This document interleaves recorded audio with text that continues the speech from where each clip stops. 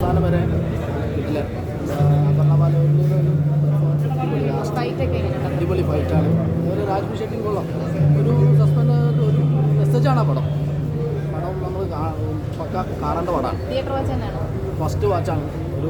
ഒരു സൈക്കോത്തിക് പടം. അതായത് നമ്മുടെ ജോബിയും ഗരുഡകമനെ കണ്ട പോലെ തന്നെ പുള്ളി നല്ലതായിട്ട് തന്നെ ചെയ്തിട്ടുണ്ട്. ഒരു സൈക്കോത്തിക് പടം എന്ന് വെച്ചാൽ മോശമൊന്നും പറയാനില്ല. കാണാം. നല്ലൊരു സിനിമ കേട്ടോ. അപർണ നല്ലതായിട്ട് രാജ്ബി ഷെട്ടി കിടപ്പിടാണ്ട് നല്ല റോളൊക്കെ ചെയ്തിരിക്കുന്നത്. കുറച്ച് 3-4 കഥാപാത്രങ്ങളേ ഉള്ളൂ. കഥാപാത്രങ്ങൾ വെച്ചാണ് സിനിമ മുഴുവൻ പോകുന്നത്. തിയേറ്ററിൽ തന്നെ കാണേണ്ട പടമാണോ? Watch movie.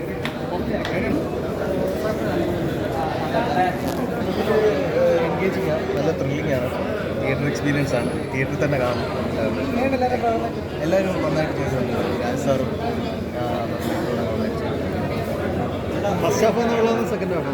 ഫസ്റ്റ് ഹാഫ് ഒരു സൈക്കോ ത്രില്ലറിൻ്റെ ഒരു സൈലൻറ്റ് പോർഷനാണ് ഫസ്റ്റ് ഹാഫ് എന്ന് പറയുന്നത്. സെക്കൻഡ് ഹാഫിലാണ് പടം കയറി പിടിച്ചേക്കുന്നത്. അപ്പോൾ അതിൻ്റെ കുറേ കാര്യങ്ങളുണ്ടെങ്കിലും ഹൈലൈറ്റ് ആയിട്ട് തോന്നിയത് പെർഫോമൻസ് മേക്കിംഗ് ആണ് പടത്തിൻ്റെ ഹൈലൈറ്റ് ആയിട്ട് തോന്നിയത്. മേക്കിംഗ് ആണ് പടത്തിൻ്റെ ഹൈലൈറ്റ്. പട്ടേ വശമാണ്